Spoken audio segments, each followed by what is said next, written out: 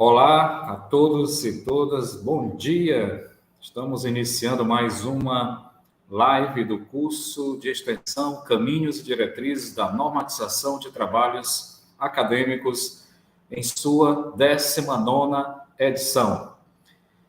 Então, sejam bem-vindos a todos que, neste instante, estão acompanhando o curso de extensão Caminhos e Diretrizes da Normatização de Trabalhos Acadêmicos pelo canal do CAGEL no YouTube. Saudações a todos e todas que já estão participando dessa transmissão. E dando continuidade ao nosso curso de extensão, nesta manhã teremos a live, com o tema Pesquisa Qualitativa nas Ciências Humanas 2, a segunda parte de mais um tema bastante pertinente, importante para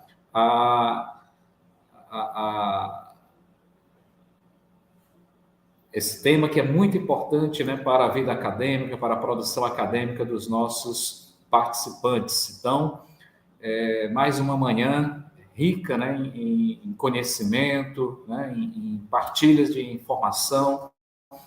Então, nesta manhã teremos como palestrantes deste tema, Pesquisa Qualitativa nas Ciências Humanas 2, o professor Dr. Carlos Saiti e o professor mestre José Soares Fernandes Neto. E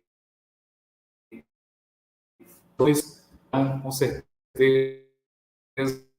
as contribuições para o nosso curso nesta manhã. E já, sem mais delongas, vamos para a apresentação dos professores que estarão conosco nesta manhã, com o tema Pesquisa Qualitativa nas Ciências Humanas 2. Então, o professor Dr. Carlos Saiti Pereira de Andrade e o professor mestre José Soares Fernandes Neto.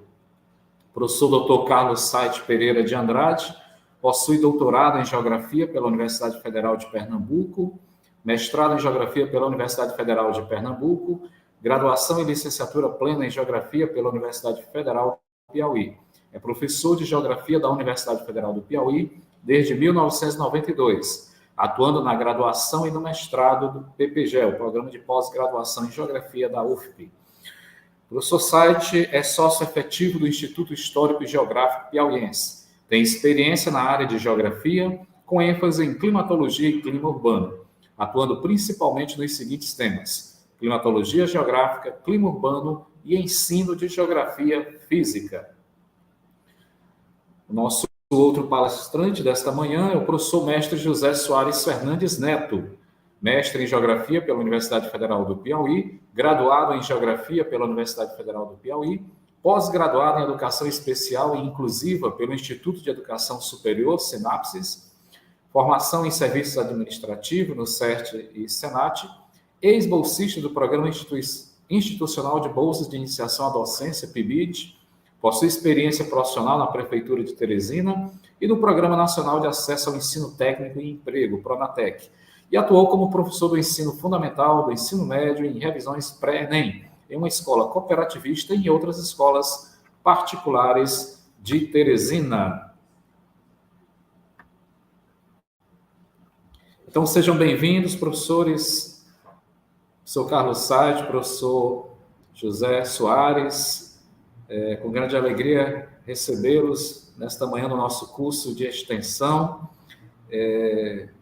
nesse tema tão importante, para a vida acadêmica, a produção acadêmica, que é a pesquisa qualitativa, na metodologia dos trabalhos acadêmicos, torna-se de vital importância. Então, fiquem à vontade para as suas exposições, e os nossos participantes podem, ao longo da live, tecerem seus comentários pelo chat, com perguntas, comentários, e ao final de cada apresentação, ou ao final, retomaremos com as perguntas para os palestrantes desta manhã. Então, bom dia, professor Carlos Saiti, bom dia, professor José Neto.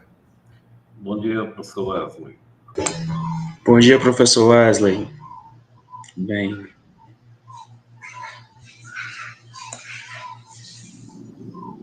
Podemos usar isso? Sim, professor Sérgio, professor Neto. Só as considerações iniciais, né, para os nossos participantes, e em seguida já iniciar, né, a exposição do tema Pesquisa Qualitativa nas Ciências Humanas, a parte 2.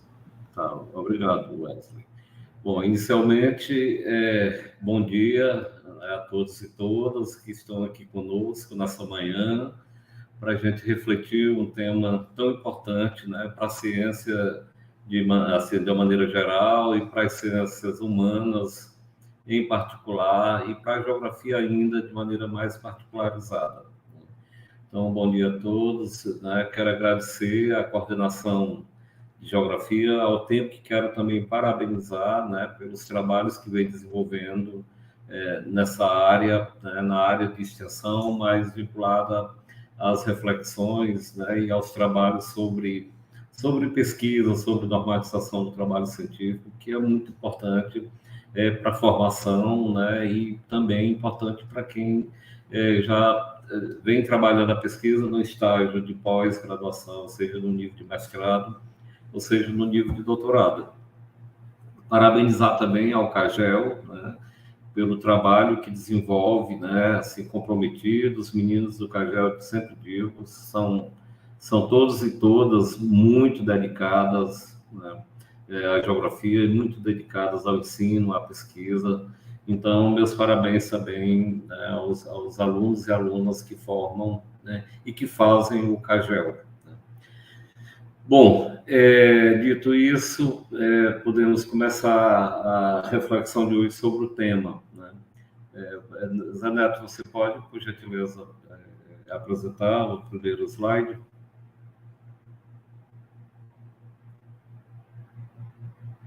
Pronto, o tema que está proposto, né, para esse momento é a pesquisa qualitativa nas ciências humanas. Esse tema é um tema assim, que eu considero muito importante, né, por toda a experiência que nós temos tido no mestrado, né, em todas as turmas do mestrado, em geografia.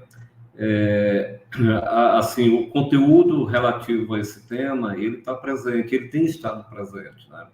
Então, o que eu vou falar hoje, né, nesse momento, tem a ver com, digamos assim, com uma experiência que vem sendo acumulada ao longo desses anos, né, especialmente em epistemologia da geografia, né, que eu tenho trabalhado, né, com as turmas do nosso mestrado, do PPGEL. Né.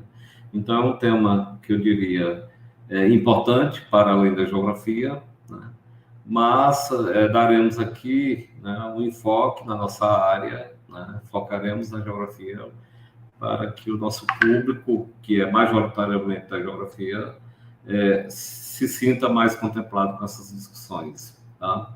Pode passar, por favor, Zé. Bom, a primeira questão, quando se fala em pesquisa qualitativa, né, a primeira questão que me vem é a necessidade mesmo da gente refletir, da gente pensar o que é o método, né? Por que eu considero isso importante, né? Pensar sobre o que é o método. Eu considero importante porque, né, ao longo das nossas experiências como professor da pós-graduação e também como orientador, né, eu tenho observado que há uma certa inquietude dos pós-graduandos em, digamos assim, declarar, né, logo na tessitura do seu projeto, declarar qual o método que ele vai utilizar, ele ou ela, na sua pesquisa, né? Então, essa preocupação, né, essa inquietação dos pós-graduandos, né, me faz refletir sobre a importância da gente pensar esse tema, né? Não é incomum, né, no processo de orientação dos projetos de pesquisa, o orientando ou a orientanda está sempre preocupado ou preocupada em afirmar e reafirmar, já na escrita do seu projeto, qual método irá utilizar na sua pesquisa, né?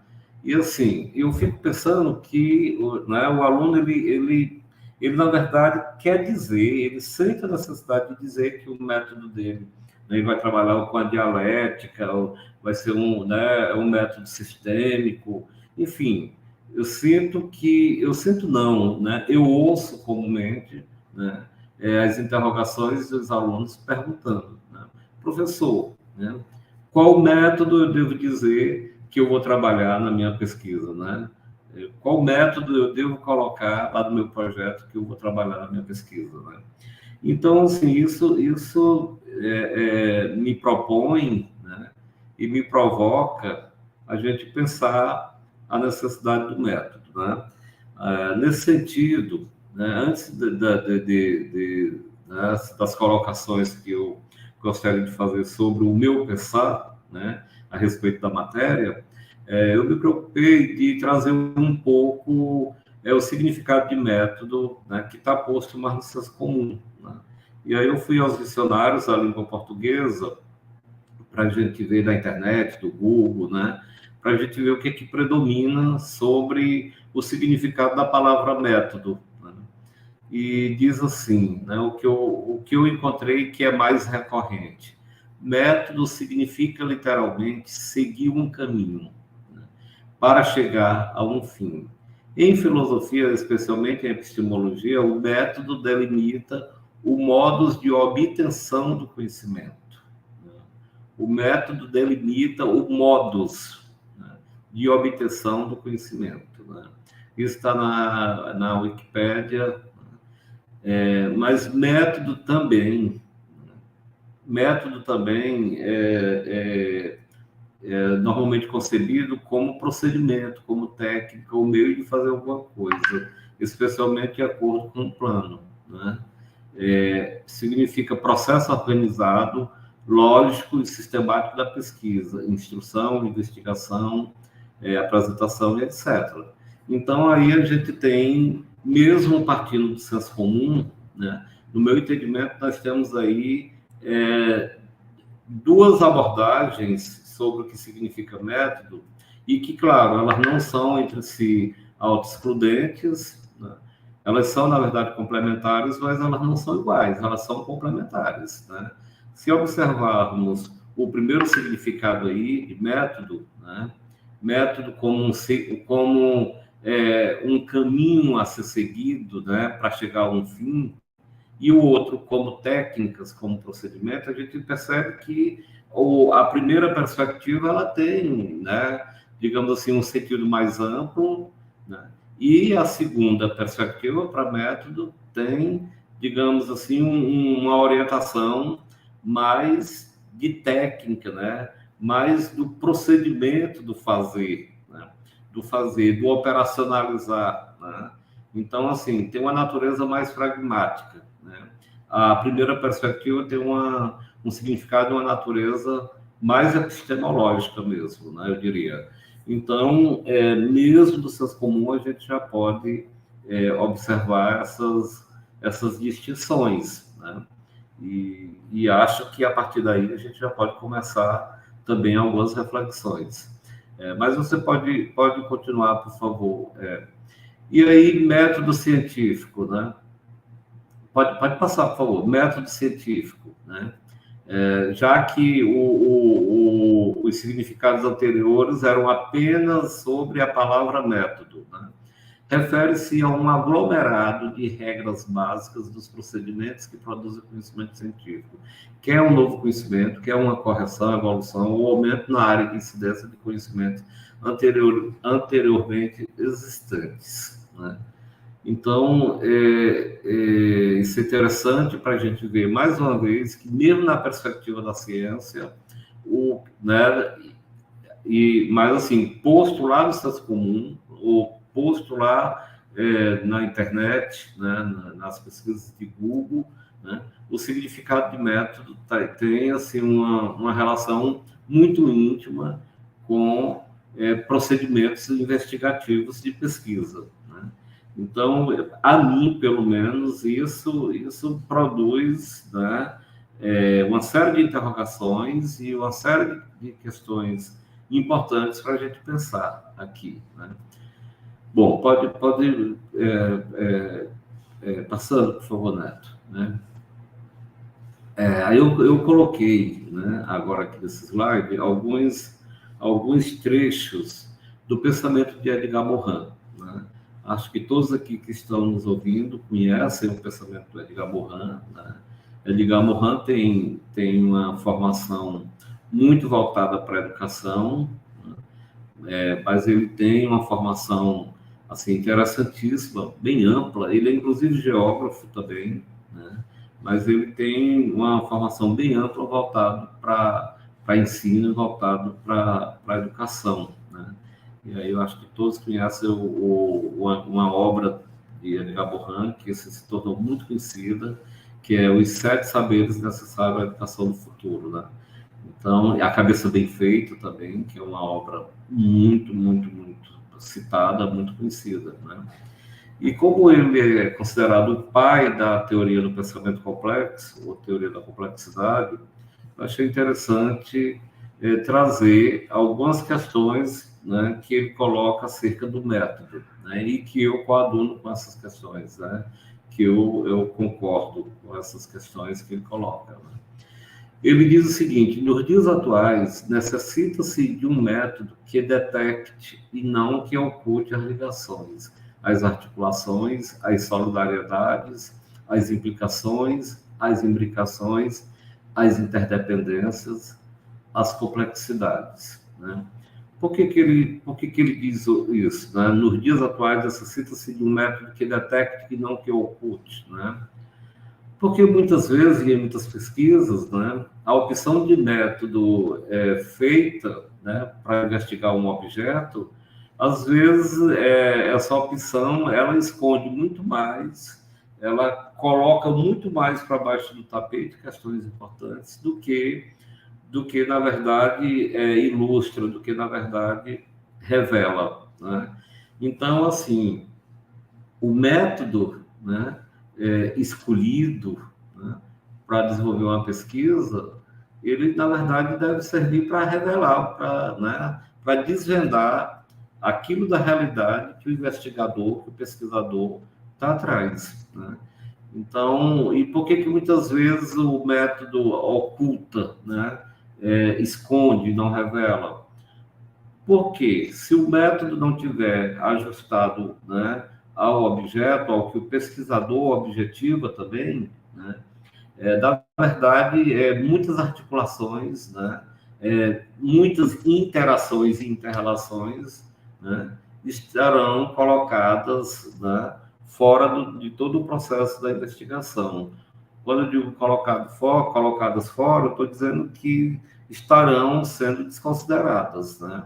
Então, por exemplo, a geografia positivista, né, ela se negava, por exemplo, a fazer, né, essas articulações e essas conexões, né, ou interconexões entre as questões que, né, estão ligadas à própria realidade, né? Aí o Edgar Morin ele diz assim: o método, né, se opõe, portanto, à noção de técnica receituária que frequentemente é utilizada na investigação científica e comumente conceitualizada como metodologia. Então, assim, isso é interessante, especialmente quem está, né, desenvolvendo projeto de pesquisa, né, em nível de mestrado e ou doutorado. Isso é muito importante, porque muitas vezes é confundido, né? O método é confundido com as técnicas que o pesquisador utilizará, escolheu para utilizar em sua investigação científica, né? Então, esse é um ponto de partida assim muito importante, muito interessante, que eu colocaria como um ponto de partida chave, né, para a gente já começar a refletir de maneira mais sistemática e mais aprofundada o tema, né?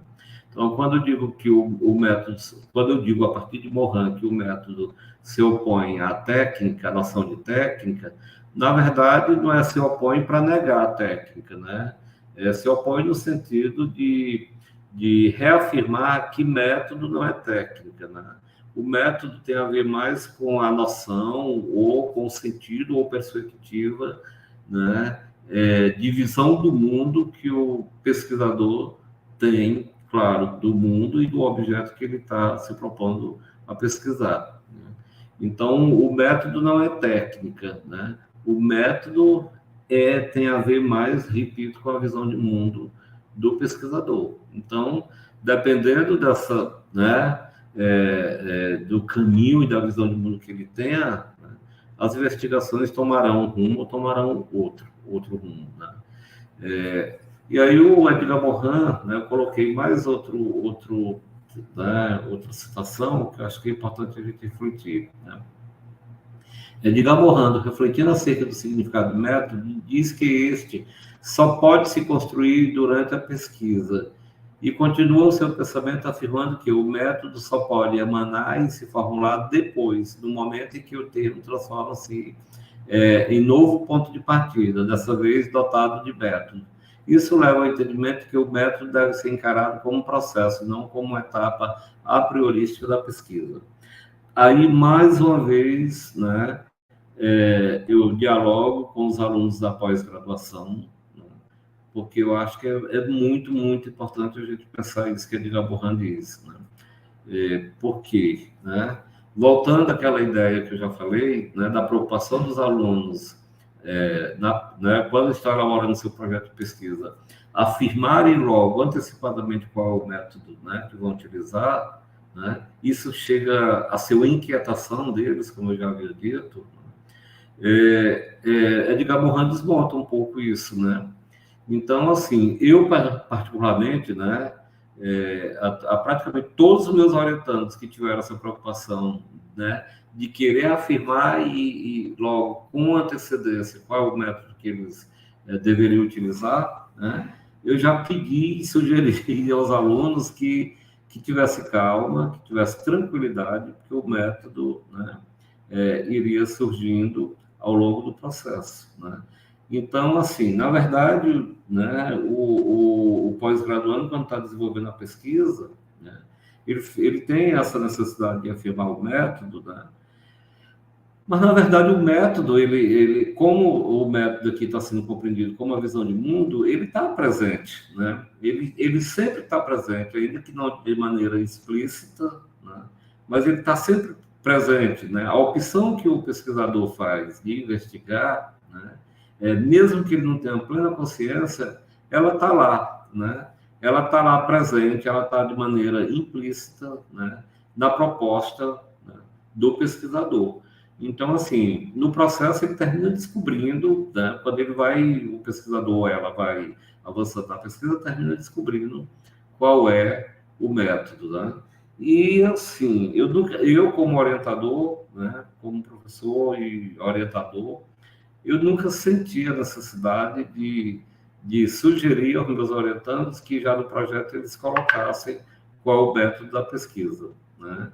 Então, assim, muitas vezes, né, se o projeto for bem elaborado, se for bem construído, bem articulado, né, o método está lá, ele está dito de outras formas sem você precisar usar a palavra. Meu método é a dialética, né? Eu vou trabalhar com a dialética. Meu método enfim, de história oral, sei lá, né? Às vezes você não precisa dizer o método, porque o próprio projeto, quando na sua tessitura, na sua elaboração, ele já te diz, ele já te afirma qual é o método, né? E aí tem essa citação de Edgar Morin, ela é interessante também, porque ela coloca o método, né, à luz do processo, né? Quando ele diz que o método só pode emanar e se formular depois do momento em que o termo transforma-se em um novo ponto de partida, né? Aí, dessa vez, ela está de método. Por quê? Método é processo, né? Como é que você, né? Aqui é para provocar, né? Para provocar o nosso público que está agora nos ouvindo, nos assistindo, né? Como que, num primeiro momento, você já vai dizer qual é o método, né? Se você mesmo ainda não tem plena clareza, né, sobre algumas variáveis, algumas questões do objeto que você está investigando, né? E você não sabe, inclusive, das dificuldades que você vai encontrar, né, os obstáculos que você vai encontrar ao longo da pesquisa. E aí você já afirma qual é o método, né? E assim, bate a cabeça que a pesquisa tem que ser desenvolvida a partir daquele método. Termina que, né, no processo, né, haverão problemas, né, e acontecerão problemas no desenvolvimento da pesquisa, porque uma coisa não bate com a outra, né? A realidade, na verdade, né, a partir do processo, ela vai, né, indicar, sugerir, né, tanto o método quanto também os procedimentos de investigação, né? Assim, eu voltaria atrás e só faria uma ressalva, né? Eu acho que só daria para você, com um pouco mais de segurança, definir antecipadamente qual é o método, se você tiver tido e desenvolvido uma pesquisa exploratória muito grande, né? Então, se tiver uma pesquisa exploratória muito grande, muito bem feita, aí talvez você consiga, com, digamos assim, com uma maior lucidez e uma maior tranquilidade científica, né, antecipadamente informar o método. Se não, né, eu diria que isso geraria algumas dificuldades e alguns problemas, né? Tá? Bom, mas aí a gente vai avançando aqui das reflexões. Pode passar, por favor, Zanato. Bom, então, como eu estou dizendo afirmando aqui, que método tem a ver mais com visão de mundo, né? E claro que tem a ver com visão de mundo, eu não estou dizendo que o método ele despreza ou, né, ou torna desnecessário, né, os rigores normativos, né, os rigores procedimentais. Claro que não, né? Mas uma coisa está muito ligada à outra, né? Na verdade, por isso que no início eu falei que são aquelas duas perspectivas, né, que a gente viu a partir do senso comum, elas eram complementares, né? Não são entre si autoexcludentes, né? Então, na pesquisa em ciências humanas, né, Trivio nos diz o seguinte, que uma cobertura adequada dos acontecimentos sociais exige muitos métodos e dados, né? Então, sempre exige um pluralismo metodológico, né? E que se origina com uma necessidade metodológica, né? Porque, né, qualquer pesquisa científica, mesmo que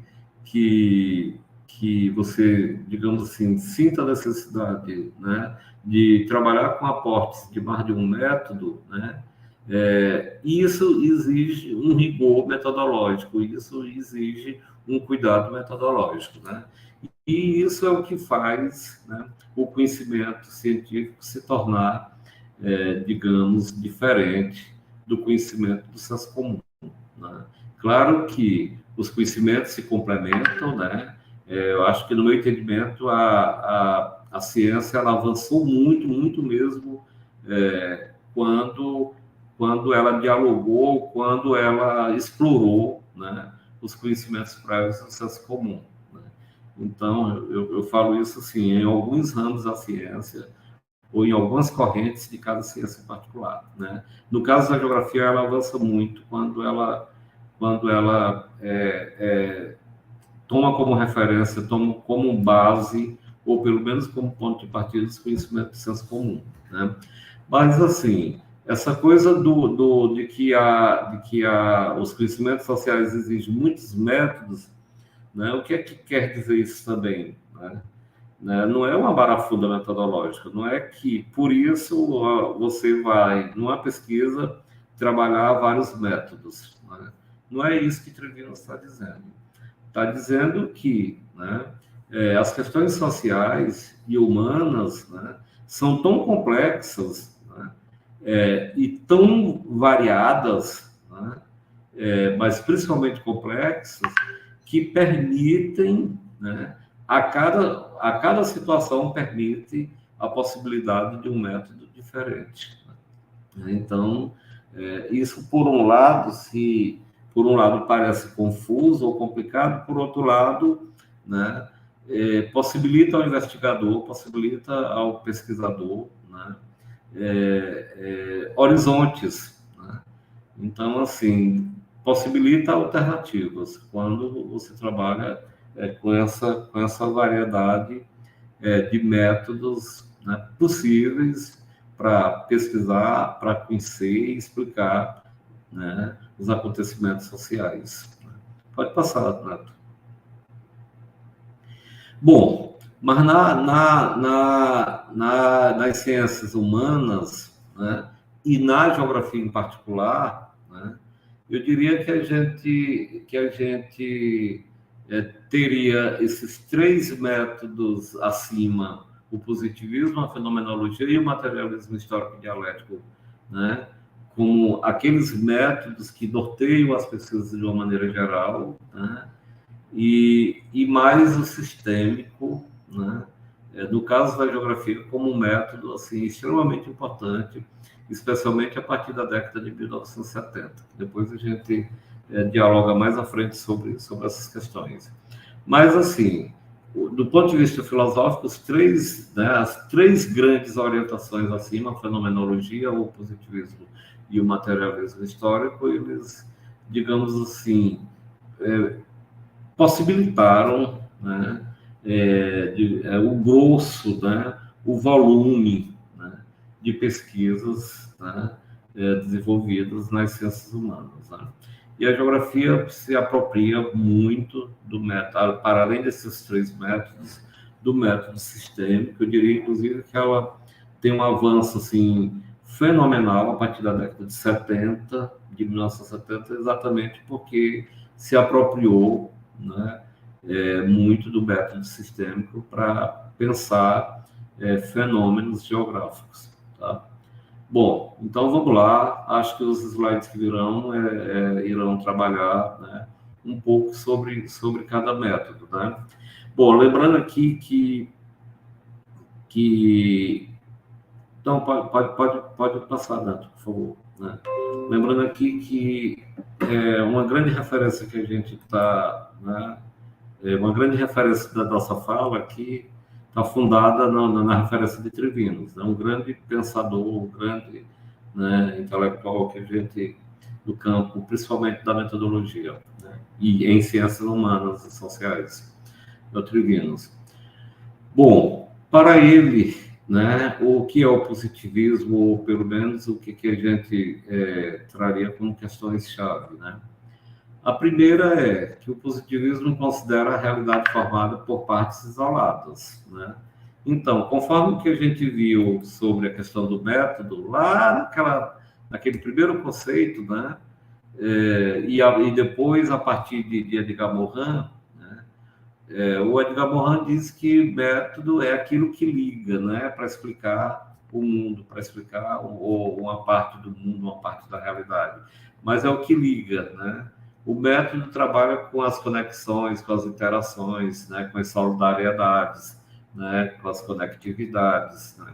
E o positivismo, na verdade, nega isso. Né? O positivismo trabalha com as partes isoladas. Né? Por isso que, né, o público que está nos ouvindo agora deve ser um público bem jovem, né? Mas, assim, quem estudou, né, seja o segundo grau, o ensino superior, né? Porque antigamente o que na década de 1970, 80, o que é ensino médio hoje era segundo grau na época, né? Então, quem fez segundo grau e ensino superior, década de 70, 80, né?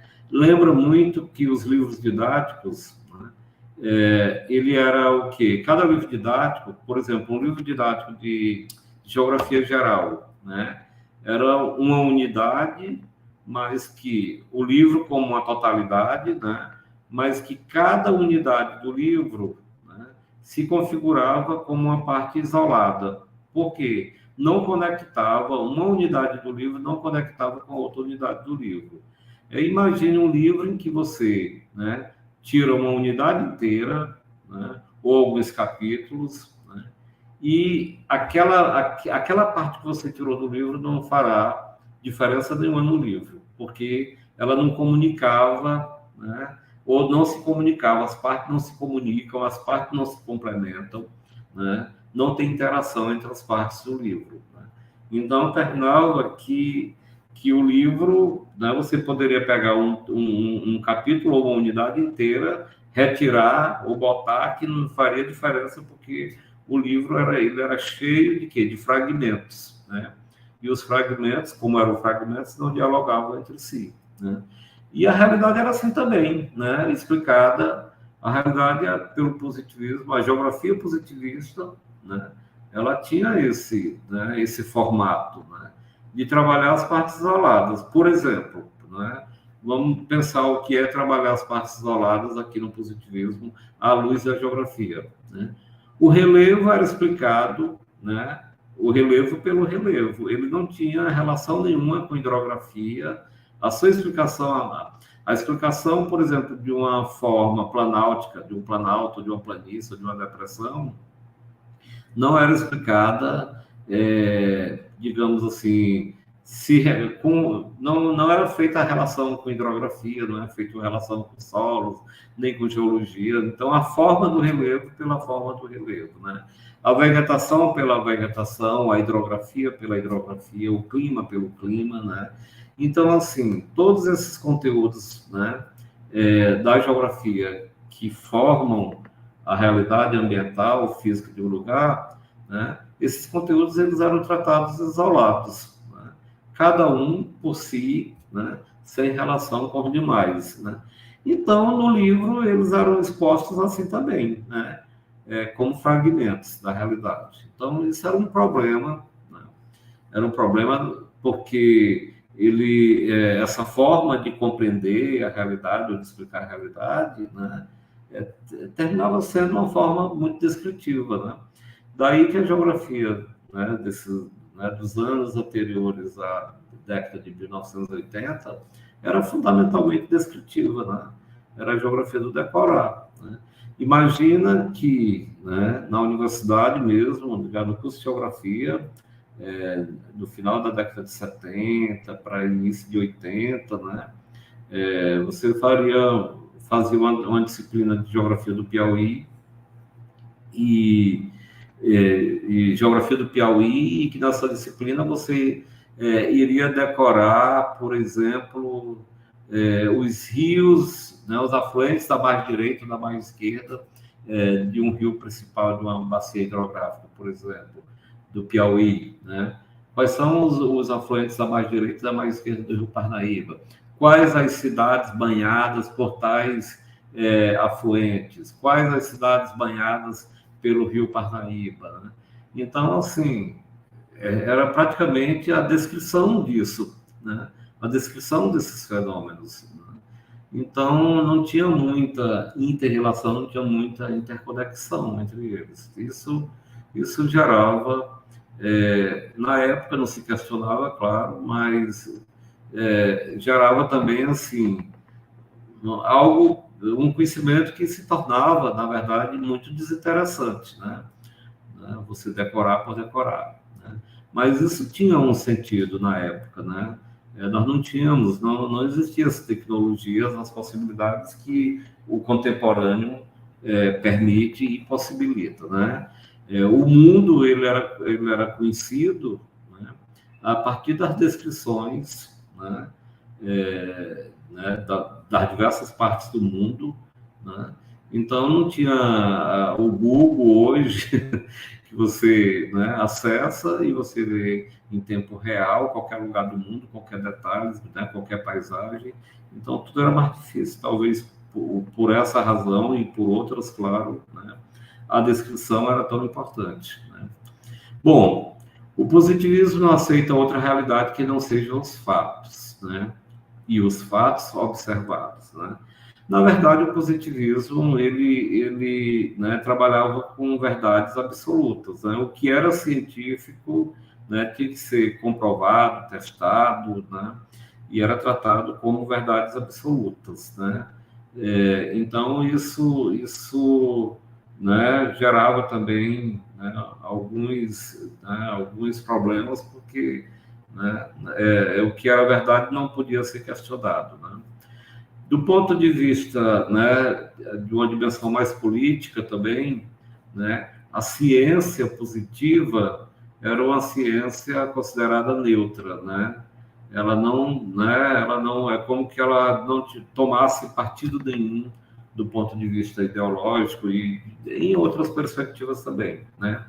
Imaginem, né, o que todo o pensamento de Ratzel, né, ou o pensamento de Lablache, né, que eles eram carregados de significados, né, imperialistas, né, mas, no entanto, né, negavam essas possibilidades né, de posicionamentos políticos, né? Mas lá, né, no bojo do significado, né, dos seus conteúdos, né, haviam, né, influências seríssimas do ponto de vista político, né? Mas essa ciência ela era considerada neutra, né? E a gente sabe que neutralidade no pensamento é super difícil, né? Bom, mas era isso. Rejeição do conhecimento metafísico, né? As questões, inclusive, de natureza subjetivas eram completamente desconsideradas, né? O que era subjetivo deveria ser colocado e varrido para debaixo do tapete, né?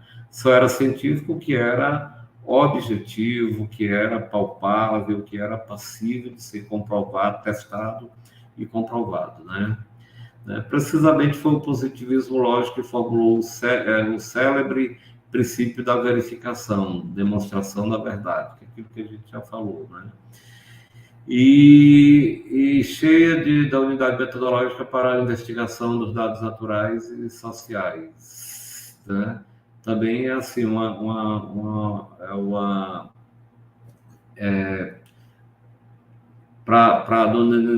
dessa perspectiva mais clássica positivista, né, tudo deveria ser investigado, né, a partir de uma perspectiva de unidade, né, metodológica. Então, tanto os fatos sociais quanto naturais deveriam ser conhecidos, investigados, enfim, sempre a partir de uma unidade metodológica, né?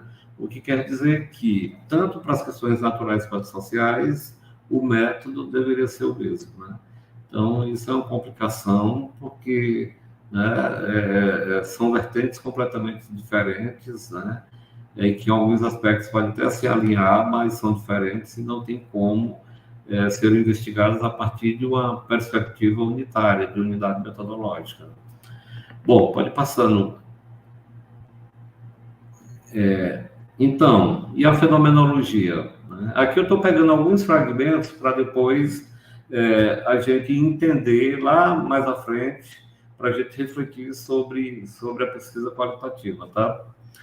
Bom, e a fenomenologia? O que é dito, né? A fenomenologia representa uma tendência dentro do idealismo filosófico, e dentro dele ao denominado idealismo subjetivo, né?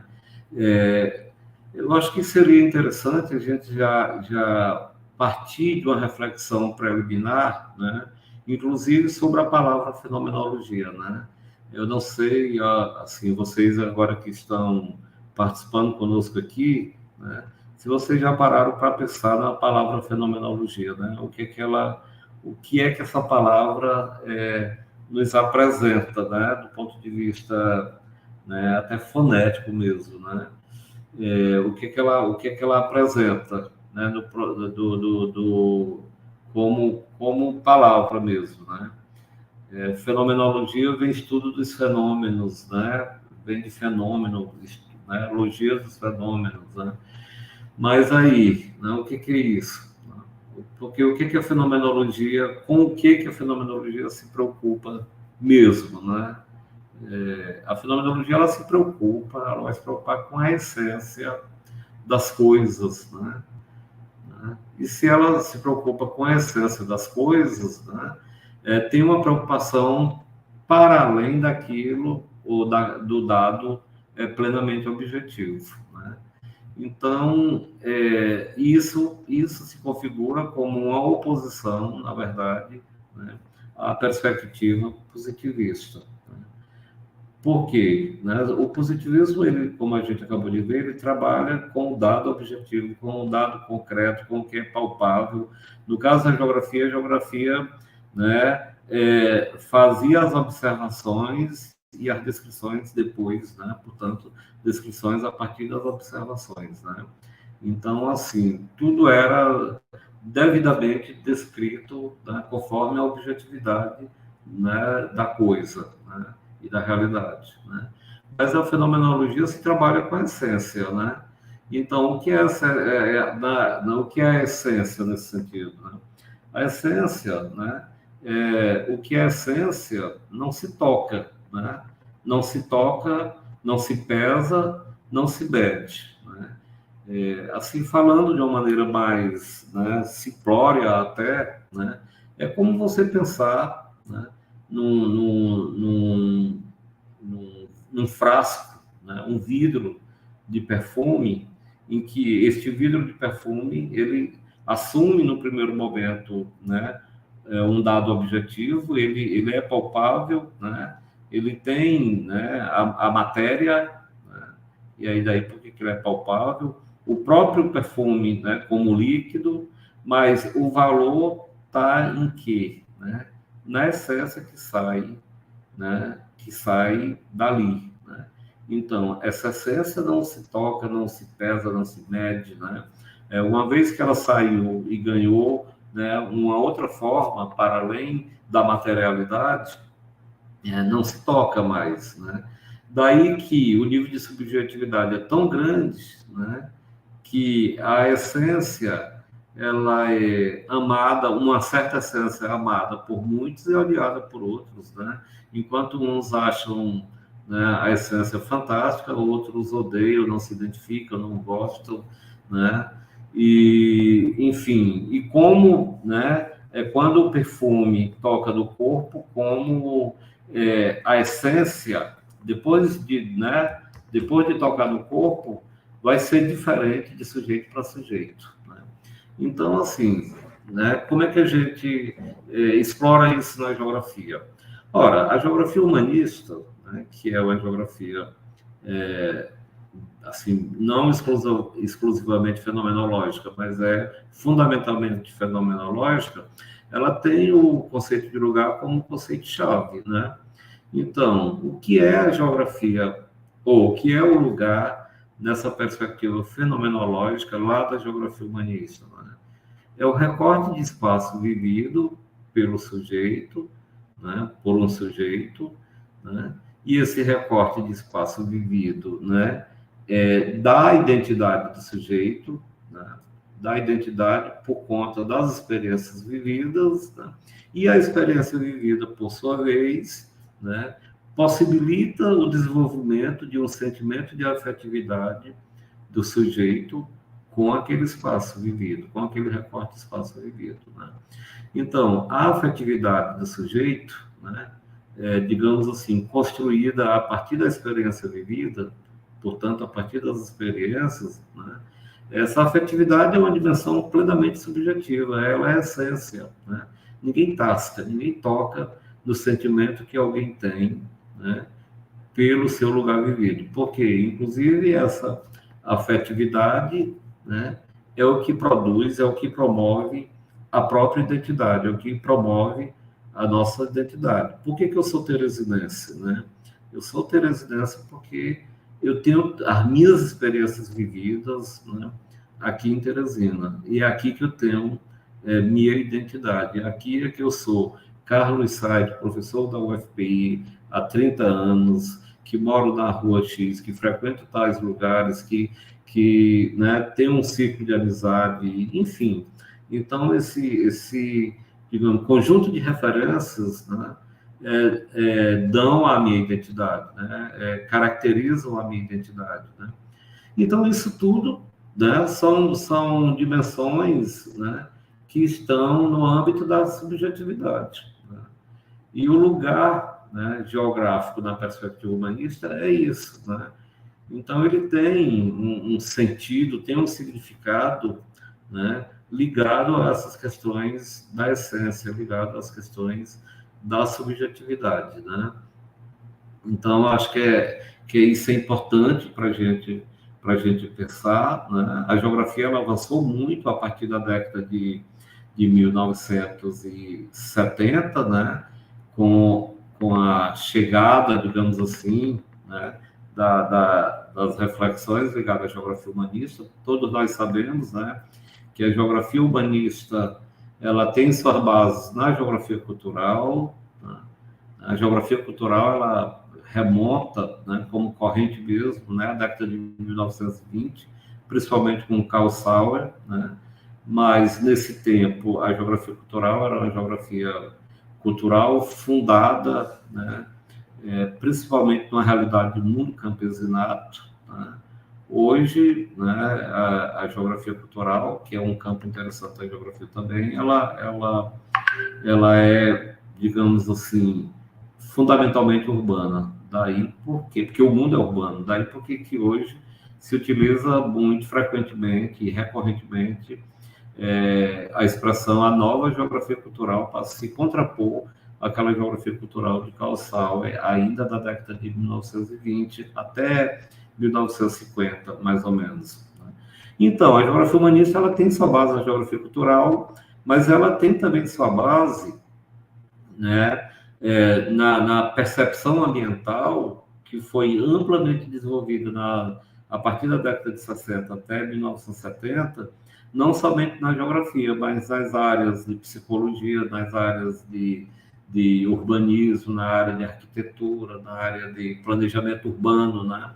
Que é uma área que foi amplamente desenvolvida, a percepção ambiental, e a geografia humanista ela nasce daí também, né? Das formulações e das contribuições que a percepção ambiental, né? Que aqueles ligados à percepção ambiental já vinham desenvolvendo, né? Os próprios, né, digamos assim, formuladores pioneiros da geografia humanista, né? Como Futuan, por exemplo, o nome N. Beatman, né? São nomes assim pioneiros. Eles vêm de uma experiência de geografia da percepção, né? E que depois eles viram, né, muitos limites também, muitos problemas na geografia da percepção e foram formulando, né, a necessidade de uma geografia que valorizasse assim, puramente essa dimensão humana, né, do sentimento. Então, é isso que a fenomenologia no campo da geografia contribui, né? E aí eu volto àquela discussão e reflexão que a gente colocou no início, né? Sobre pensar o método como visão de mundo, né? Como caminhos e visão de mundo, né? Então, eu acho que esse exemplo da geografia fenomenológica, portanto humanista, é um exemplo muito bom para isso, né? Mas aí, Trevino diz assim, a ideia fundamental, base da fenomenologia, é a noção de intencionalidade. Essa intencionalidade da consciência, que sempre está dirigida ao objeto. Isso tende a reconhecer como princípio que não existe objeto sem sujeito, né? Todos nós sabemos que essa é uma questão, digamos assim, crucial, chave, né? E fundamental da própria filosofia, né? A gente partir daquela pergunta, né, que é, digamos assim, tradicional do ponto de vista de que ela não é nova, né, e que ela acompanha o pensar filosófico, que é, né, o que vem primeiro, né? É o objeto ou é a consciência? É a matéria ou é a consciência, né? Esse é um ponto de partida interessante para a gente pensar, né? E, digamos assim, considerarmos as diferenças entre fenomenologia, por exemplo, e positivismo, né? Por exemplo, né? Este celular existe independentemente da minha consciência, né? Ou ele só existe se eu tenho consciência da sua existência? Então, o que é que vem primeiro, né? Se ele existe independentemente da consciência, né, ele vem primeiro, né? Mas se ele só existe a partir da minha consciência, a minha consciência vem primeiro, né? A consciência, a minha não, a consciência, né, vem primeiro. Então, assim, essa é uma questão que a própria filosofia não resolveu e provavelmente não resolverá, né? porque depende principalmente das perspectivas, né, adotadas e tomadas por cada sujeito e por cada sujeito pesquisador, né? Então, se eu acredito que esse celular existe independentemente da minha consciência, ele é um objeto, ele é uma matéria que está lá e que existe independentemente da minha consciência. Então, é uma opção que eu faço, né? Agora, se eu defendo que, se eu não tenho consciência de sua existência, né, primeiro, o que é mais importante é a minha consciência, né? Então, a consciência vem primeiro, né? E que esse celular não existe se eu não tenho consciência de sua existência, é também uma outra perspectiva e um outro caminho, né? Tomado, que depende do meu entendimento, meu humilde entendimento de decisão, né? Eu acho que todo pesquisador, né, ele precisa fazer e tomar decisão, né? Inclusive, assim, quando nós escolhemos um objeto, né, a ser investigado, né, essa escolha, né, é um recorte, né, um recorte de objeto, um recorte da realidade feito, né, pelo sujeito, né? Então, isso sempre parte de decisões, né? A nossa pesquisa, a pesquisa que cada um desenvolve, que cada pesquisador que passou pelo nosso programa PPI-GGEL, né, desenvolveu, né, foram o quê? Cada um, né, individualmente, né, fez parte de quê? De uma decisão, né, de cada pesquisador, claro, né, de recortar a realidade e buscar lá na realidade aquela questão que precisava ser explicado pela ciência, pelo viés da ciência, e que não estava explicado ainda por si só, né, per si, né, e que precisava de uma investigação, né? Mas a gente é que vai lá, o pesquisador é que vai lá, né, e que constrói, né, esse objeto. Claro, quando eu digo constrói o objeto, constrói a proposta para a investigação, é isso que eu quero dizer, né? De um dado da realidade que está na realidade, mas que não está às claras, né, do ponto de vista científico, até que seja pesquisado, até que seja investigado, né? Então, eu acho que essas questões são questões, assim, relevantes, né? São questões importantes para a gente pensar. Quando eu digo que o objeto da realidade, né, ele né, tem a ver com a decisão do sujeito, né, eu estou dizendo que também, né, que isso precisa ter rigor de método, isso precisa ter, né, um acompanhamento, né, e, digamos assim, uma sistematização metodológica. Tá? Pode passar, Beto, por favor. Afinal, o que é a fenomenologia? É o estudo das essências e de todos os problemas, segundo ela, né, e de todos os problemas, segundo ela, tornam a definir essências. A essência da percepção, a essência da consciência, por exemplo, né? Percepção é um outro conceito também muito utilizado nas ciências e pesquisas humanas, né? Das ciências sociais, e que muitas vezes a gente trabalha esse conceito de maneira assim, assim sem uma preocupação, né, mais apurada do seu significado, né? Então, assim, a percepção né, é uma perspectiva também da geografia, né, que tem, né, tem lá seus fundamentos na filosofia, mas que a geografia se apropria, né, para trabalhar fenômenos no campo, né, da geografia fenomenológica, né? Então, é interessante também a gente pensar isso, né? O conceito de percepção, né? Como o quê? A percepção como a apreensão do mundo a partir dos sentidos, né? No campo da geografia, isso tem possibilitado muitas pesquisas, inclusive, principalmente para aqueles que trabalham com o conceito de paisagem, né? A paisagem tem sido muito trabalhada a partir, né, das ideias e a partir das contribuições filosóficas sobre o significado de percepção, né? Bom, o que tem uma citação aí, vamos ver o que diz aqui. tudo o que sei do mundo, mesmo devido à ciência, eu sei a partir da minha visão pessoal ou de uma experiência do mundo sem a qual os símbolos da ciência nada significariam, né? Todo o universo da ciência é construído sobre o mundo vivido. E se quisermos pensar na própria ciência com rigor, apreciar exatamente seu sentido e seu alcance, convém despertarmos, primeiramente, essa experiência do mundo da qual ela é a expressão segunda. Massa, né? Essa citação é muito boa de Trivinos, né?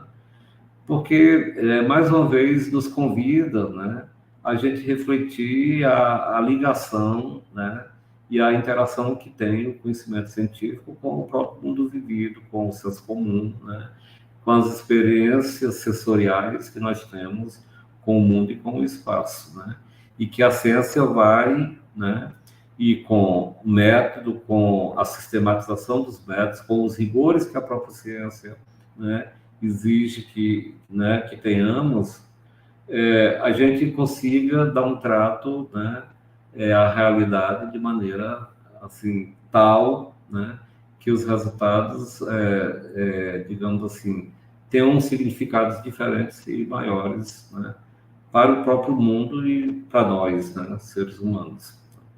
Bom, pode passar, por favor, Dato.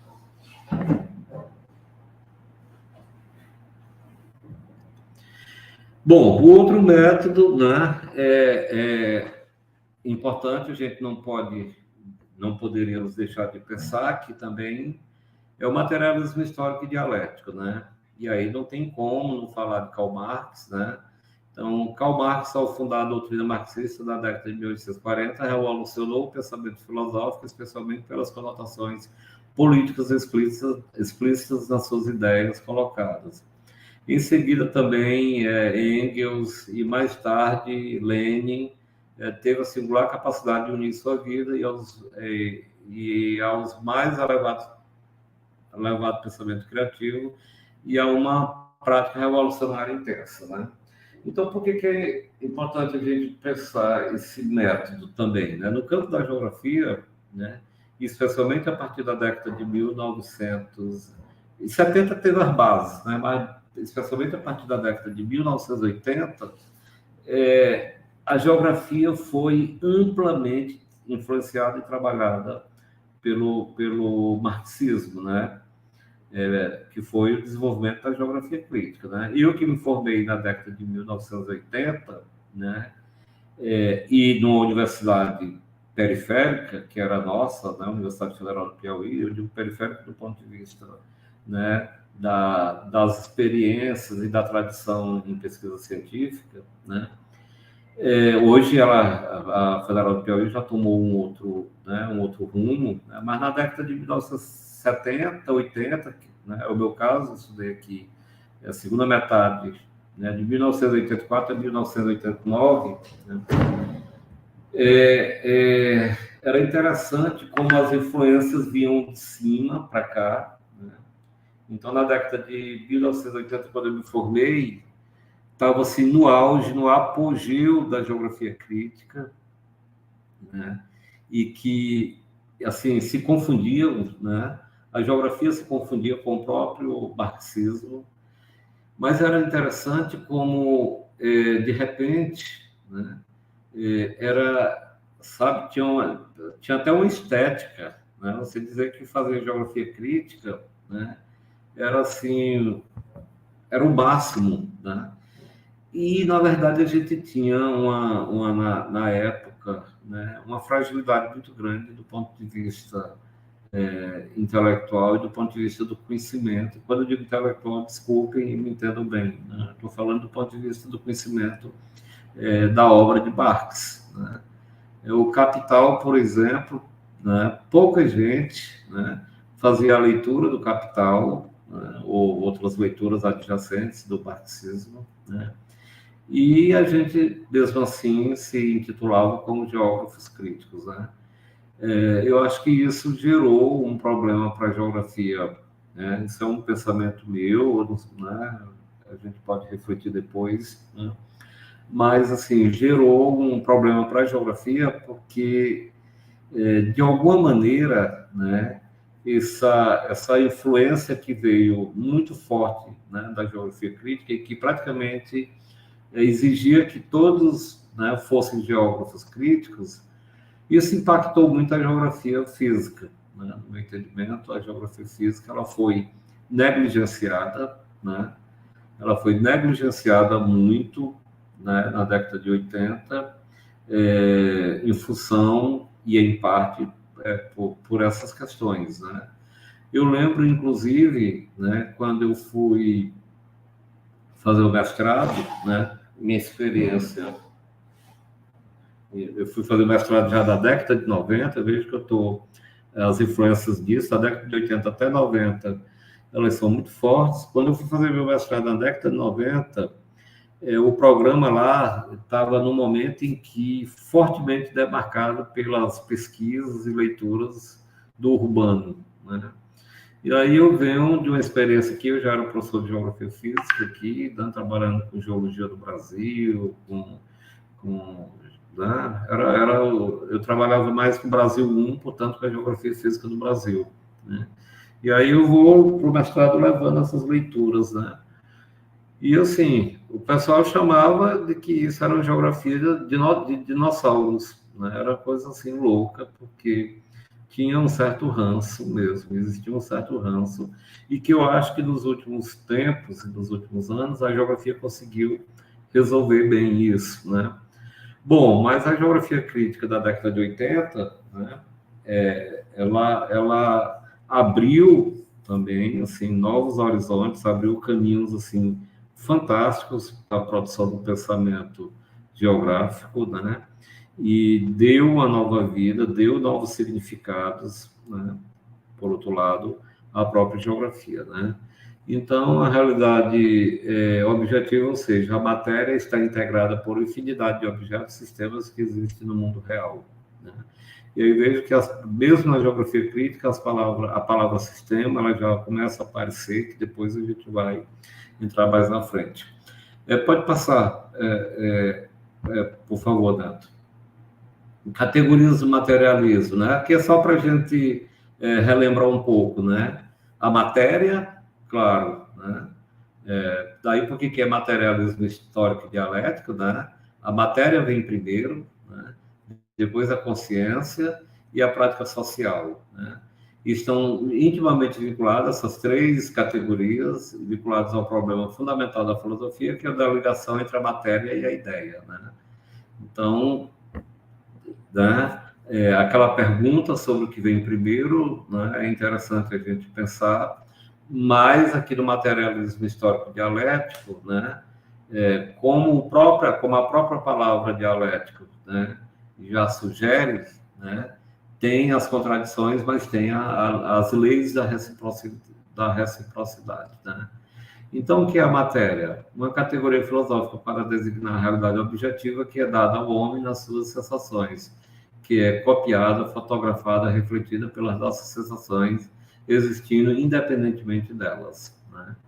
Então, a matéria tem a ver com essa realidade objetiva. Pode passar, Nato.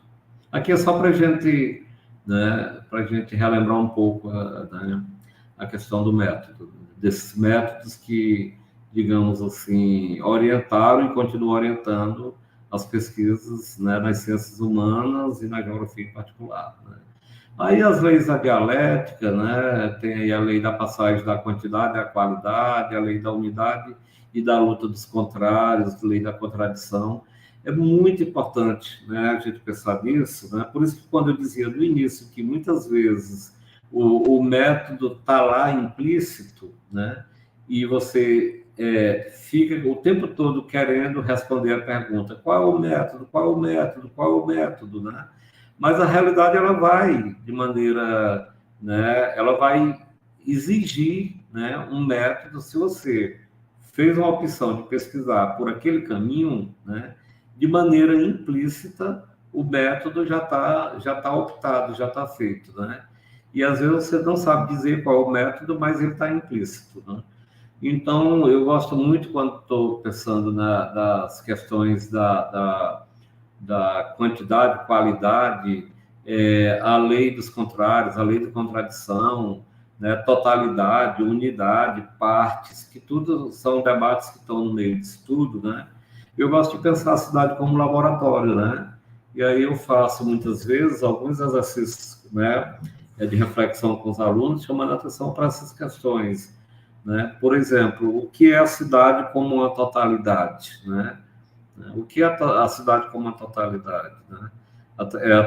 É a cidade que tem todas as partes. Considere aí os bairros como partes, né? E aí eu faço as reflexões com os alunos o seguinte: o que é um bairro dentro dessa totalidade, né? A cidade existe sem um dos bairros, né?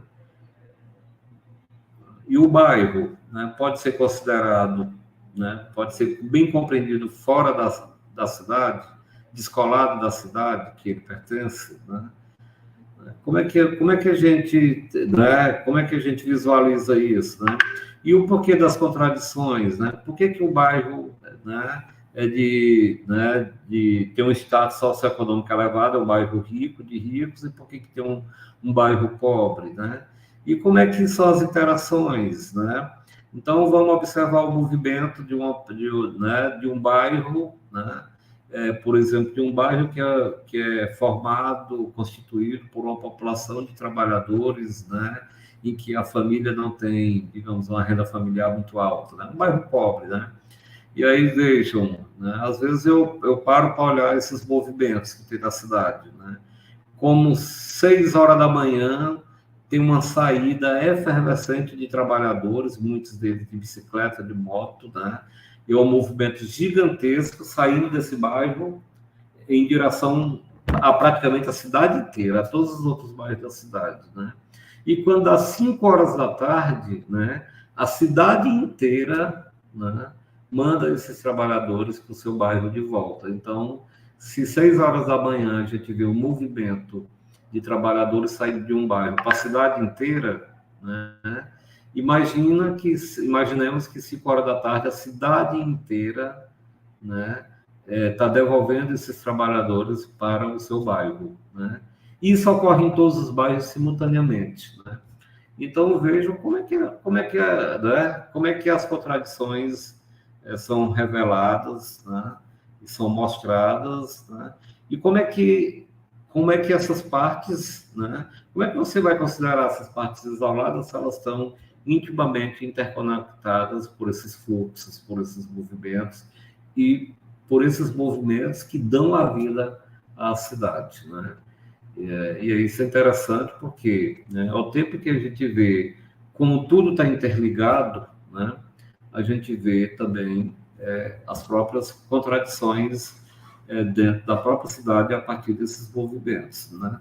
Então, assim, são questões que eu estou aqui apontando, né, de possibilidades, né, mas, assim, ao mesmo tempo, de questões que têm a ver diretamente com o método, nesse caso, né, com o materialismo histórico e dialético, né? Pode passando, Neto. Aí a lei da negação, né? Enfim, que é uma outra lei importante do próprio marxismo, o materialismo histórico dialético. Pode ir passando, que era só para a gente apontar. E o sistêmico, né?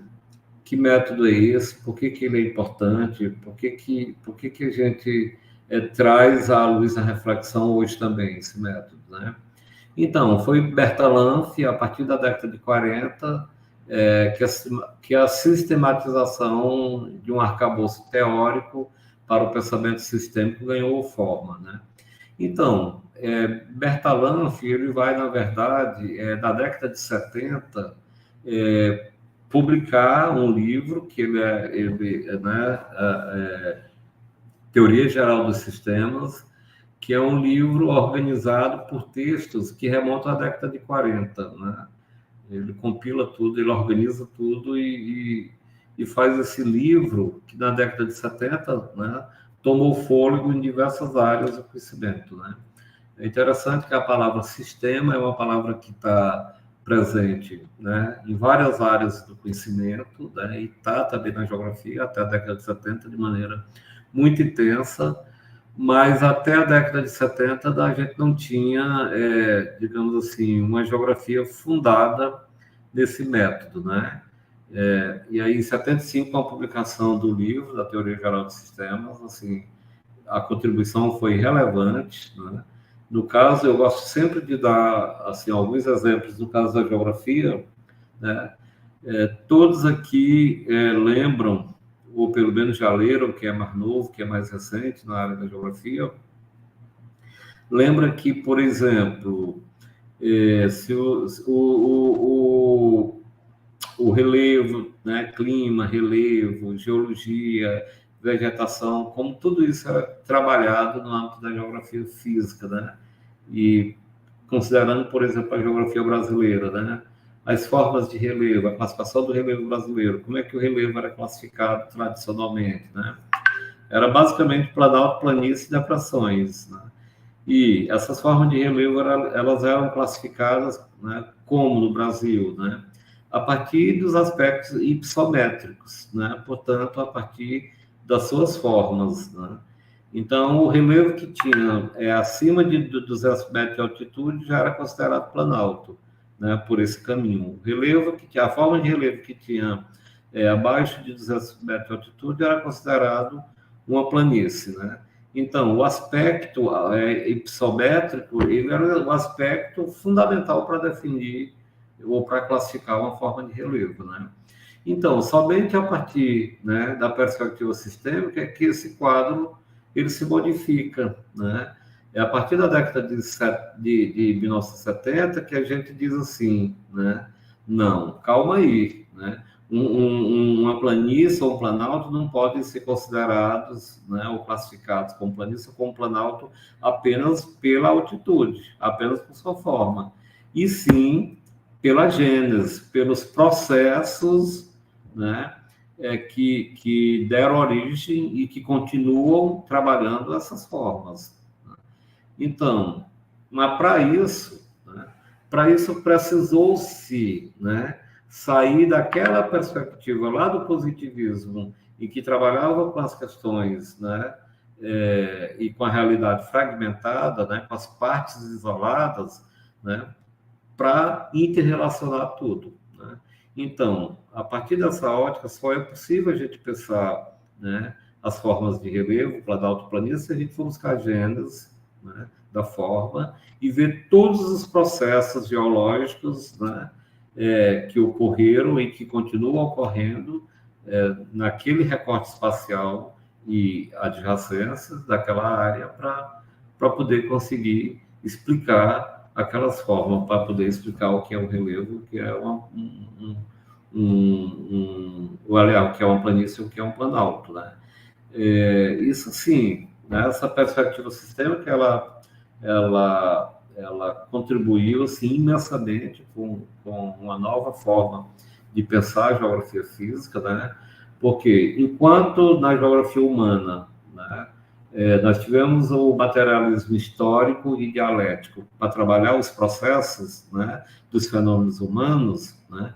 E aí veja que quando eu falo processo, eu estou pensando em tempo, né? Na geografia sistêmica, né, a gente vai trabalhar principalmente a geografia física, mas agora a partir também do conhecimento e das explicações dos processos. Portanto, a geografia física passa a ter tempo também, né? O tempo dos fenômenos físicos passa a ser considerado uma temática, um aspecto relevante. Porque lá na geografia tradicional, em que as partes eram isoladas, concebidas de maneira isolada, tempo não era uma condição importante, né? Daí porque que se trabalhava 10 anos com o mesmo livro didático, né? E não importava, era como que, né, quer dizer, se desconsiderava, né, as contradições existentes entre, né, a realidade, né, e o livro didático, né? Contradições que eu falo por quê, né? É como que a realidade não mudasse nada e você poderia, por isso, continuar trabalhando com aquele livro didático antigo. E nós sabemos que tanto a realidade física quanto social, elas são dinâmicas, né? Claro que uma realidade física tem o seu tempo de transformação, né? e que esse tempo da natureza não é igual ao tempo do homem, exceto quando o homem que altera a natureza a partir das suas ações. Mas os tempos são distintos, né? Mas nas duas dimensões, sejam as sociais e as naturais, processo e tempo existem, né? Então, enquanto na geografia mais dialética, né, marxista, os processos e, portanto, o tempo, né, não são os processos e tempo do homem, no sistêmico é o tempo da natureza, né? Então, acho que são questões assim importantes para a gente refletir, né? E aí a geografia avança com isso, né? Imaginem, né, a gente trabalhar a bacia hidrográfica, né, numa perspectiva sistêmica, e imagine o que era uma bacia hidrográfica numa perspectiva tradicional positivista, em que não se considerava digamos assim, a interligação, né, as relações, as conexões, né, existentes dentro de uma bacia, porque, né, eu acho que bacia hidrográfica é um exemplo fantástico para explicar isso, né, porque o que caracteriza a bacia é justamente, né, o que está por trás do significado de bacias, para além de vários fenômenos geográficos, é o próprio sentido de conectividade, né? A bacia é o que liga, né? É o que liga e interliga, né, os afluentes, né, ao rio principal, mas como tudo, relevo, como vegetação, como tudo está interligado, e como a bacia ele é o resultado, né, desse conjunto de interligações, né? E isso só foi possível a gente avançar no campo da geografia, né, a partir do momento que o método sistêmico entra em cena, né?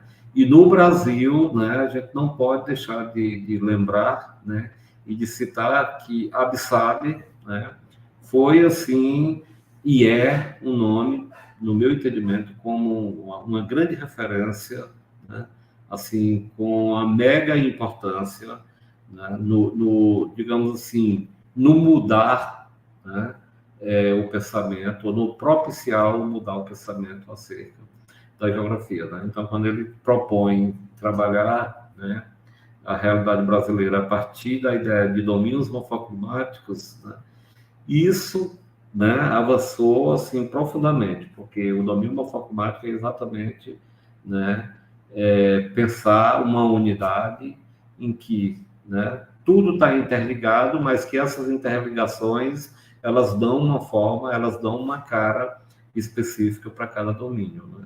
Então, o método sistêmico realmente ele fez avançar a geografia e fez avançar a geografia física, ressignificando o nosso entendimento de natureza, o nosso entendimento da própria geografia física, né? Então, a realidade não mais deveria ser explicada de acordo com o Bertalanffy, através de mecanismos lineares e desprovidos de ligações e interações. Os sistemas estão em toda parte, e este conceito invadiu todos os campos da ciência e penetrou no pensamento popular, na gíria e nos meios de comunicação de massa, né? Então, em 1975, Bertalanffy já dizia isso, né, que os sistemas estão em toda parte, né, e que invadiu a ciência, né, do senso comum ao conhecimento científico, né? Então, como não considerar a realidade a partir dessa ideia de sistemas, né? E lembrando, trabalhado, né, antes disso, no campo das ciências naturais. Pode passar, Neto, por favor. Bom, de uma maneira ou de outra, somos forçados a tratar um complexo, né, a tratar com complexos, com totalidades dos sistemas em todos os campos do conhecimento. Isso implica uma fundamentação, reorientação do pensamento científico, né? Tratando da ciência geográfica, várias foram as influências e contribuições do pensamento sistêmico e dessa nova concepção de entendimento da realidade. A geografia física, por exemplo, a partir desse paradigma, passou a tratar os fenômenos naturais sob a perspectiva de suas dinâmicas e de seus processos, né? O relevo, o clima, a vegetação, a hidrografia e tantos outros objetos de seu interesse passaram a ser compreendidos e valorizados a partir das dinâmicas, do contexto, das genes e da organização que eles possuem, né? Isso aí está na minha tese de doutorado, né? O Andrade sou eu. Né? Bom, então eu acho que é interessante a gente lembrar disso, né? Assim, repetindo, não há como pensar a palavra método, né, nas ciências humanas sem a gente revisitar um pouco essas reflexões, esses 4 métodos, tá? Pode passar, Neto. Bom, mas a pesquisa qualitativa, o que é que tem a ver com tudo isso, né? Só tem a ver, tem tudo a ver com tudo isso, né? O que é uma pesquisa qualitativa, né? E como se faz uma pesquisa qualitativa, né? Como se propõe, como se pode propor. Assim, para nós aqui, né, essa questão também, né, sobre, digamos assim, a dualidade, né, ou a oposição entre quantitativo e qualitativo, né, sempre foi e continua sendo, né, uma questão muito interessante, muito importante de debate, né? A gente precisa entender direitinho o que é uma pesquisa qualitativa, para depois a gente não achar, né, que numa pesquisa qualitativa não se pode trabalhar com quantidades, com dados, né? Então, assim, uma coisa não necessariamente elimina a outra, mas a gente precisa ter clareza, né, o que é a pesquisa qualitativa para poder se apropriar das amostragens, né, dos dados da realidade para propor a nossa pesquisa, né? Então, para isso, uma primeira questão importante assim, no trato de uma pesquisa qualitativa, é a gente pensar no delineamento da pesquisa, né? E a outra questão é pensar a geração de dados, e aí, portanto, né, pensar que métodos eles estão, entre aspas, aí, porque esses métodos têm a ver agora lá com os procedimentos que a gente falou no início, né? E, ao mesmo tempo, ou a outra questão é tratamento analítico dos dados, né? Por que eu estou levantando isso, gente? Porque numa pesquisa, e principalmente numa pesquisa qualitativa, né, essas confusões, elas estão sempre muito presentes, né? Como nós temos sempre que elaborarmos um projeto antes da execução da pesquisa, né? E muitas vezes o projeto ele é entendido como uma parte preliminar e não como um processo, né? Termina que você faz o delineamento de tudo, né?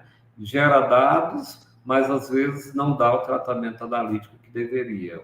Às vezes faz o delineamento, mas faz um delineamento complicado e termina gerando dados complicados. Enfim, então essas 3 dimensões da pesquisa e da pesquisa qualitativa precisam estarem bem ajustadas, né?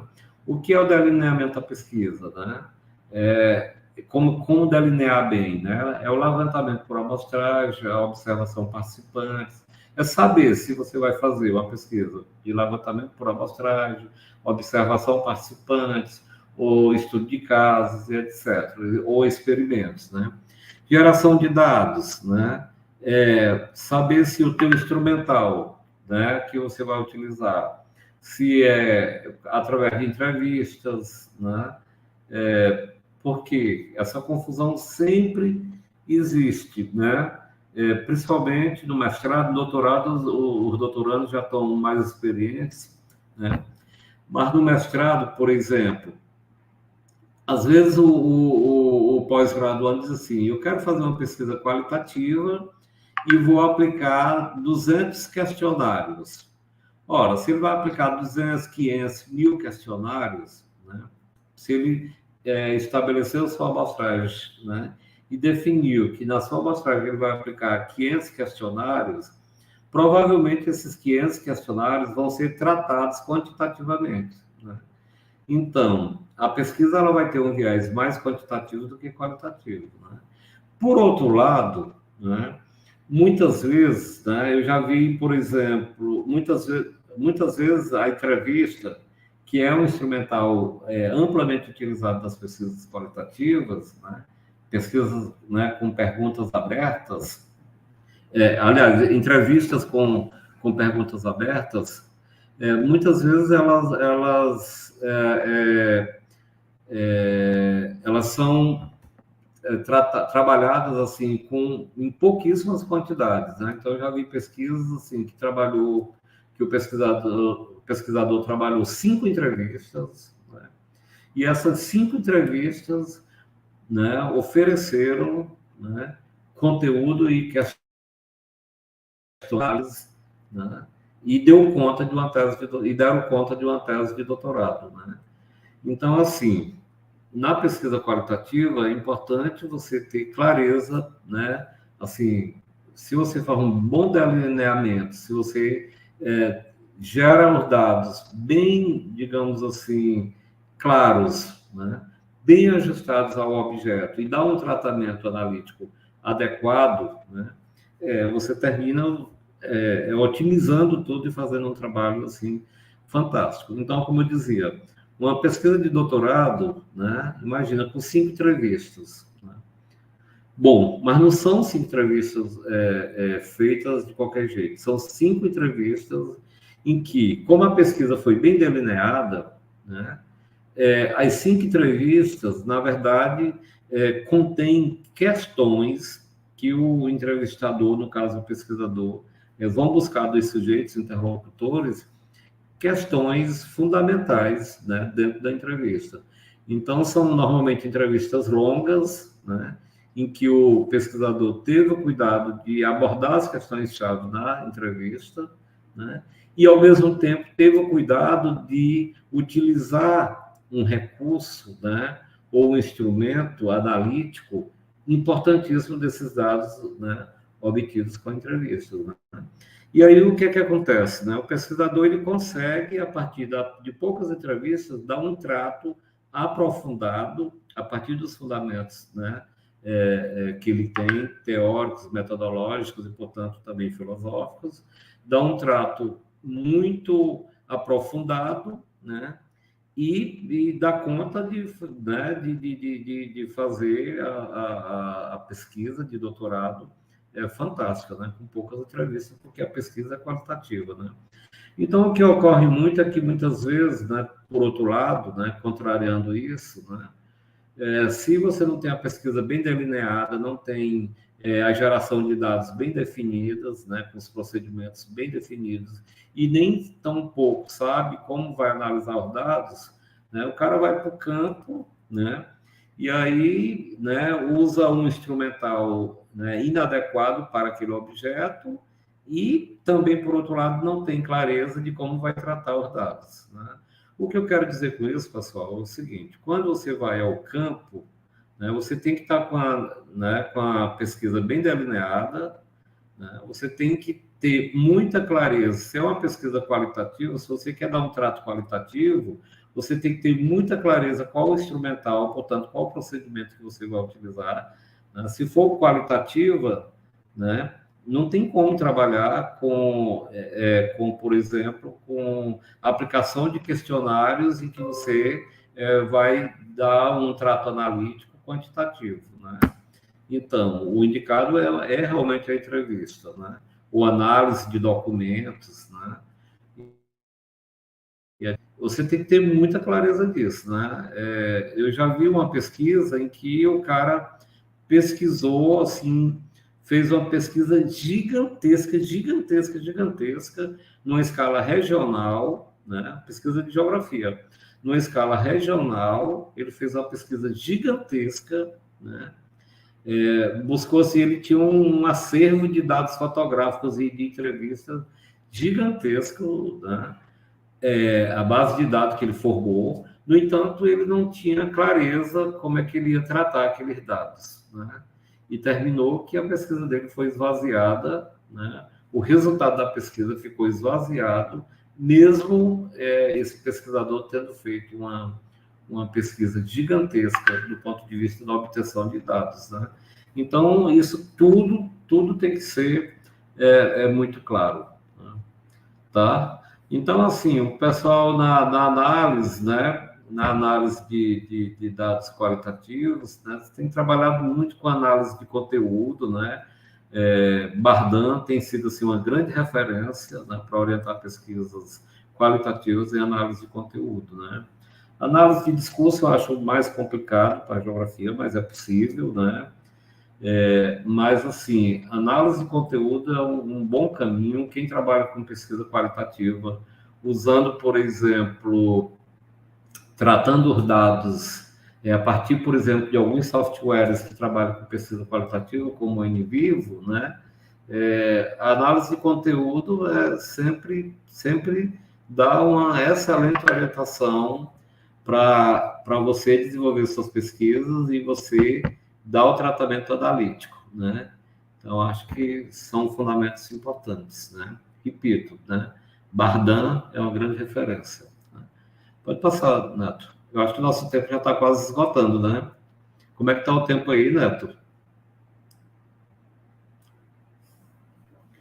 Bom, a gente pode... Professor, ainda tá bom, viu? Você pode continuar, sem problemas. Bom, ainda tem um tempinho, né? Porque eu acho que até 10h30, Sim, isso. sim. Então ainda Isso. quase 20 minutos, né? 17 minutos. Você pode ampliar aquela tela que porque está pequenininha. Se você puder ampliar, eu te agradeço.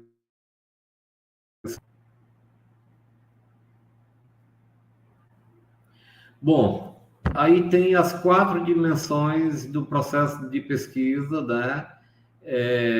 De maneira assim mais detalhada, né? Então tem os princípios do delineamento, geração de dados, análise dos dados e interesses do conhecimento, né?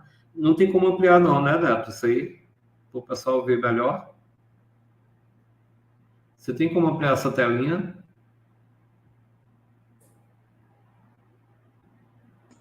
Professor, é o máximo. É o máximo, né? Não, tudo bem. Eu vou lendo aqui. Se o pessoal não conseguir ler, pelo menos me ouve.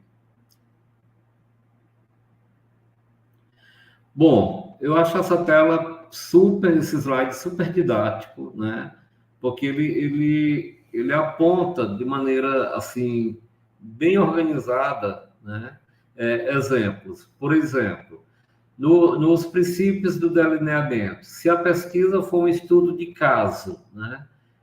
Qual é o tipo de dados, né? Qual o tipo de geração de dados indicado para um estudo de caso, né?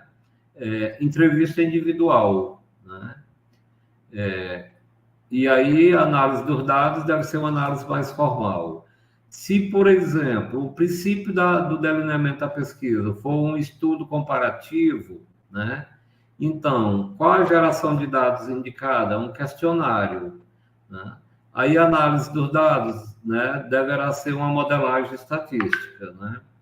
Se o princípio do delineamento for um levantamento por amostragem, qual a geração de dados indicada? Grupos focais. E análise dos dados, né, deverá ser uma análise estrutural, né? Se o princípio do delineamento um levantamento por painel, qual a geração de dados? Filme. Qual a análise dos dados? Uma análise informal. Se for um experimento, o princípio, né? Qual a geração de dados? Registros audiovisuais, né? Aí, a análise de dados deve ser feita de qual forma? A partir da análise de conteúdo, né? Se for observação participante, o princípio do delineamento, qual a geração de dados indicada? Observação sistemática, né? E coleta de documentos, né? E qual análise recomendada, né? Codificação e indexação, né? Indexação para coleta de documentos. E se for uma pesquisa etnográfica, né, com o princípio de delineamento, todo mundo aqui sabe que é uma pesquisa etnográfica, não é isso? O registro de sons, a geração dos dados, né? Aí a análise dos dados deve ser uma análise semiótica, uma análise retórica, né? E assim sucessivamente. Então, eu acho esse slide bem didático, bem interessante para orientar de maneira mais direta os caminhos, né? E as dimensões da própria pesquisa, né? E aqui você vai inserindo o que é quantitativo, inserindo não, mas diferenciando o que é quantitativo de qualitativo, né? Pode passar, Neto. Bom, esse outro slide também, ele, do ponto de vista didático, eu acho ele fantástico também, né? Muito simples, né? Mas bem interessante, né? Então, estratégias quantitativas e estratégias qualitativas, né? É porque está um pouco desalinhado aí, né? Deu para perceber, né? Então, quando os dados são números, né? A estratégia é quantitativa, né? E quando os dados são textos, a estratégia é qualitativa. A análise, né, de números, né, portanto, quantitativas, né? A análise é estatística. No qualitativo, a análise é interpretação, né? O protótipo da pesquisa, né? Quando a pesquisa é de números com análise estatística, o protótipo é uma pesquisa de opinião. No qualitativo, é entrevista em profundidade, né? Então, no qualitativo, você pode ter dados, né, que são textos, análise, que é interpretação, e o protótipo, que é entrevista em profundidade, né? E aí, assim, eu gostaria de aproveitar aqui para relatar um pouco como foi, por exemplo, minha pesquisa na época de mestrado, né? Que foi, assim, eu acho que é bem ilustrativa disso, né? No mestrado, eu trabalhei foi uma pesquisa qualitativa que eu fiz, né? Trabalhei com representações do calor em Teresina, né? E eu pesquisei 5.000 jornais, né, o dia, de 1969 a 1998. Acho que deu 30 anos aí, né? E aí, desses 30 anos de jornal, o dia, que eram jornais de setembro a dezembro, pegando, portanto, o BR-OBRO, eu retirei em torno de 100 matérias, né? Entre entrevistas, tinha entrevistas, tinha matérias que eram colunas, né? Com discussão de temas, enfim. E essas 100 matérias, né? Eu fiz minha análise, né? Trabalhando com categorização, né? A partir um pouco de orientação de Bardan. Eu não apliquei a teoria né, não apliquei na totalidade a análise de conteúdo de Bardan, mas eu trabalhei, né, peguei algumas orientações da teoria, né, quando eu trabalhei com categorização. Então, assim, o conteúdo foram textos, né, e documentos, né, textos considerados documentos, e interpretação foi também uma interpretação qualitativa a partir daí, né?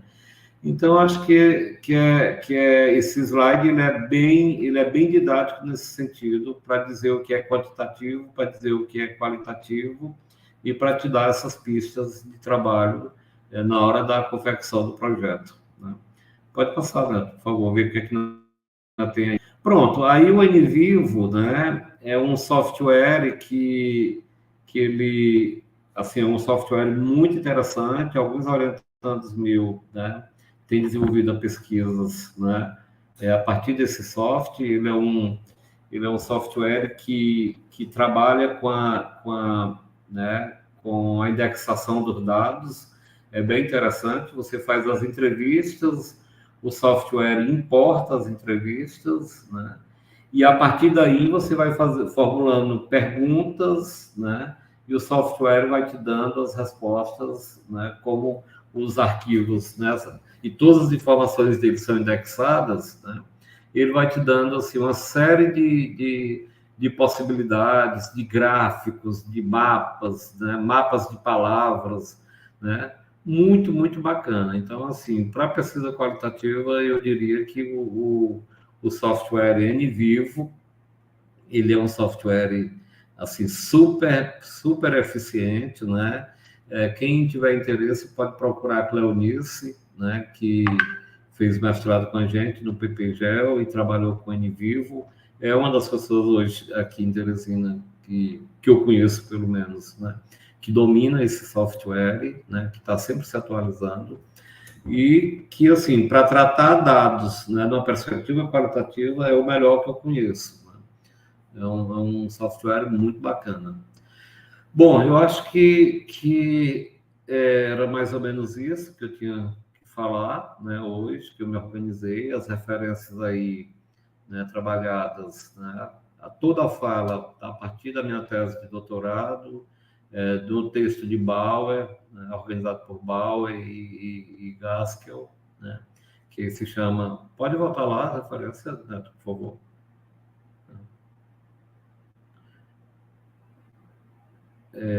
Pesquisa qualitativa, contexto, imagem e som, um manual prático.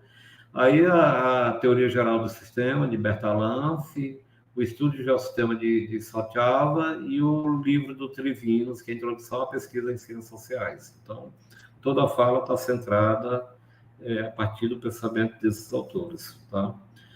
Bom, é isso, gente. Né? Queria mais uma vez agradecer pela oportunidade de conversar um tema que eu acho tão importante. Né?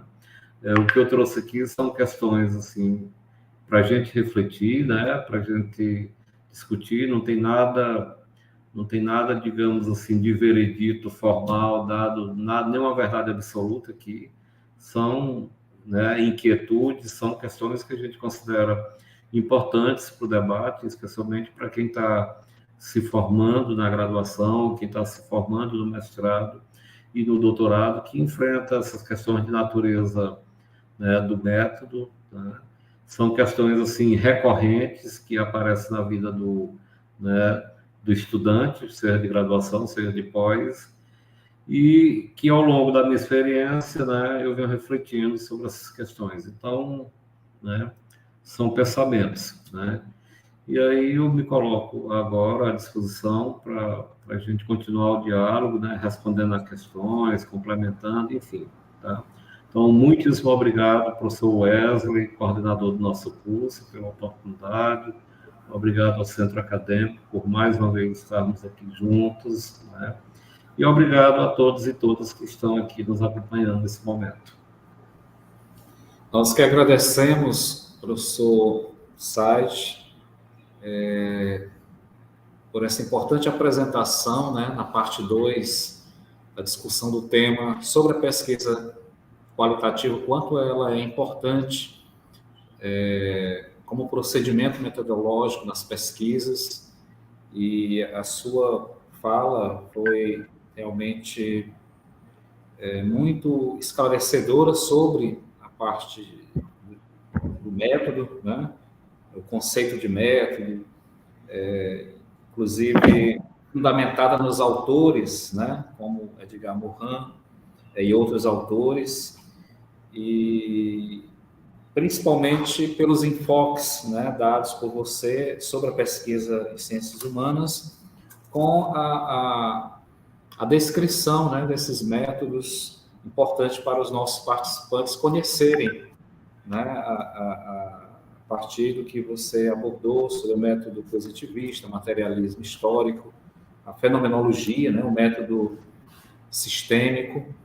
Então, nós temos que agradecer, porque realmente foi uma fala de vital importância para o conhecimento dos nossos participantes do curso de extensão Caminhos Diretrizes da Normatização de Trabalhos Acadêmicos. Agradeço, né, você e parabenizo-lhe por essa fala com bastante propriedade sobre esse tema, que muitas vezes é desconsiderado, né, nos trabalhos acadêmicos, a questão do método, né? Então, muito obrigado, mas estamos nesse momento abertos aí para que os participantes possam encaminhar perguntas para o seu site. Devido à sua agenda, não poderá continuar, né, até o fim da live. Em seguida teremos o professor Neto, que dará continuidade, mas vocês podem estar encaminhando perguntas, né, comentários. Temos aqui já o comentário do Vinícius, muito importante o método sistêmico. Ainda hoje temos professores do ensino fundamental presos a práticas de memorização e conceitos sem significado para os alunos. Né? Participação do Vinícius, obrigado, Vinícius, pela sua participação. Lembrando que quem participa,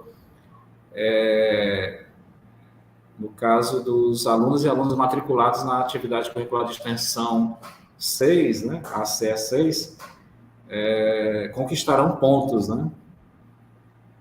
Então, vamos, né, participar.